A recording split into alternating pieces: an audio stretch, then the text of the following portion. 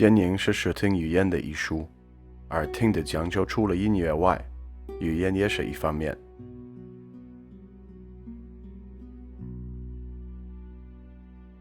When the film Mr. Six appeared on screens in 2015, audiences were highly impressed, and not just with the badass shots of Feng Xiaogang laying down the law old school on the new generation of rich kid gangsters. The film's popularity was also due to its use of language, which the audience found to be nostalgic and authentic to the film's setting.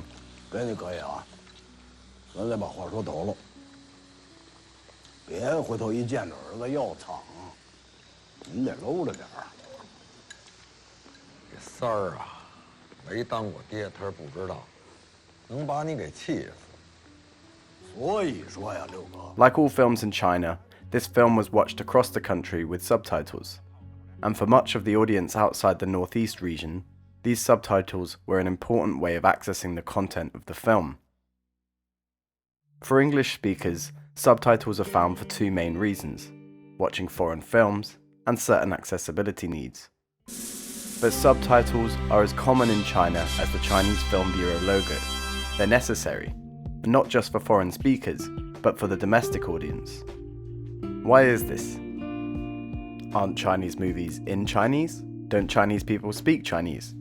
Well, the answer to both of those questions is obviously however, when we understand Chinese as a collection of languages and dialects, we can better understand how important language is in Chinese cinema. For background, let's quickly look at what we mean by Chinese. For lots of people out of the loop, Mandarin and Cantonese may constitute the two Chinese languages. However, in the Chinese mainland alone, there are 10 distinct language groups that each contain seemingly infinite dialects that can be mutually incomprehensible depending on who you ask, Standard Mandarin being the common tongue between those groups. And this is the reason that we see subtitles everywhere in China, so that everything can be understood by everybody. And through the dialect and languages used in film, we can learn more about the cultural and political importance of language in China. So how is language used in film? Well, language is used in a variety of ways and has a variety of effects. Three of these features are outlined in a thesis by Massachusetts Amherst scholar Shun Yao. The first being comedy. Dialect can be used for comedic effect, as dialects can turn a phrase in a way that standard Mandarin maybe can't. Mixed with the social constructions of people from a dialect's region, the removal of dialect from a joke can completely take it out of context, requiring a complete rework and becoming a different joke entirely. We can see this clearly in the film Let the Bullets Fly, which was produced in both Sichuanese and Mandarin. 挚爱，你可不能夺我所爱啊！要人，要人。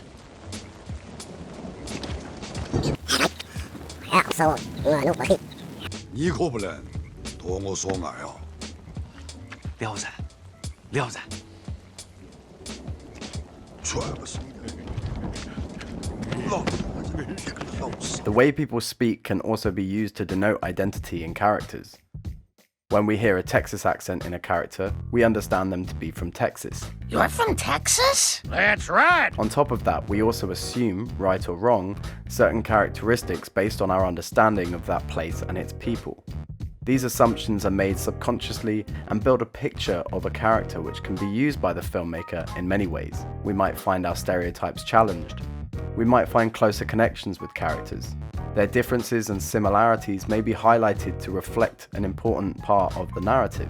We see this in Mr. Six, where the way Feng Xiaogang's character speaks is in contrast to the youth of the film, marking him out as an old-school Beijinger and subsequently earning the film its reputation amongst that audience.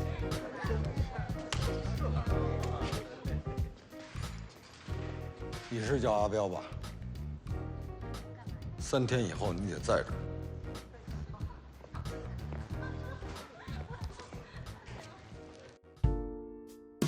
Which brings us on to authenticity, as the most important feature of dialect in film. Authenticity is an aspect of the neo-realist movement that became increasingly popular in domestic films since the sixth generation revelation that film should aim to portray an accurate representation of people in their given spaces. Think of how the Guizhou dialect plays a key role in the films of Bigan, Kylie Blues, and Long Day's Journey into Night, and how without this dialect, the authenticity of these films' production and message could easily be jeopardized. Sixth-generation filmmaker Jia Zhangke is famous for his use of dialect in many of his films, and this is particularly prevalent in his 2008 film 24 City, 24 Chengji. The film follows the story of the destruction of a factory that was once booming during the times of the planned economy, but has fallen on hard times after the period of reform and opening up. This film is part documentary, part fiction. Of the 9 interviewees in the film, 5 of them are genuine workers from the factory, and 4 of them are actors, all of them telling stories full of nostalgia and sorrow as their memories are dismantled piece by piece to make way for the new 24 City district. The reason this film stands out as an example of how dialect adds authenticity in film is in the mode of its production. Due to its documentary aspect, Jia is able to showcase real people sharing real stories in their native dialects, which here are mainly Chengdu Sichuanese, Shanghai or Wu dialect, and Dongbei or Northeastern Mandarin. Even in the choice of which actors would play which characters, Jia Zhangke knew he needed to keep an authentic approach to dialect. After learning more about the history of the factory and realizing that most of the first generation of workers were from Shanghai or Fenyang, he recast Zhao Tao, having her born in Chengdu, rather than be one of those first-gen migrant workers, knowing that her accent and her inability to speak Shanghainese would give her away and ruin the film's impact as an authentic glimpse into a real Chinese story.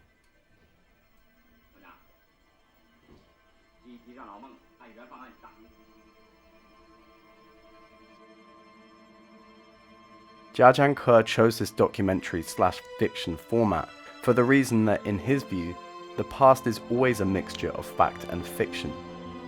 For Jia, the aim in making this film was to document the disappearing memories of contemporary China, and one of those disappearing memories could be language. After a long period of the attempted removal of dialect from education and the public sphere that began in the mid-20th century, there are many who are working hard to bring dialect back, and Chinese society seems to be re-evaluating the importance that dialect has in the national story. And in films, we can observe how many more attempts to include dialect as a key feature of storytelling has stemmed from an increase in creativity across more different areas of the country. The Zhurong Film Festival held in Guangdong is evidence of this revival.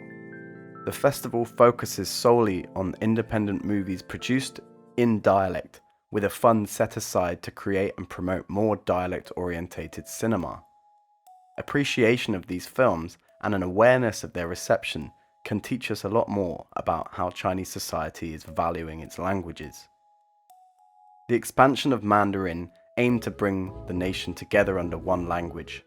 However, the shift we can observe in recent times could be said to signal audiences' desire to protect their identity not just as Chinese, but as a child of their family and a bearer of a unique and beautiful culture.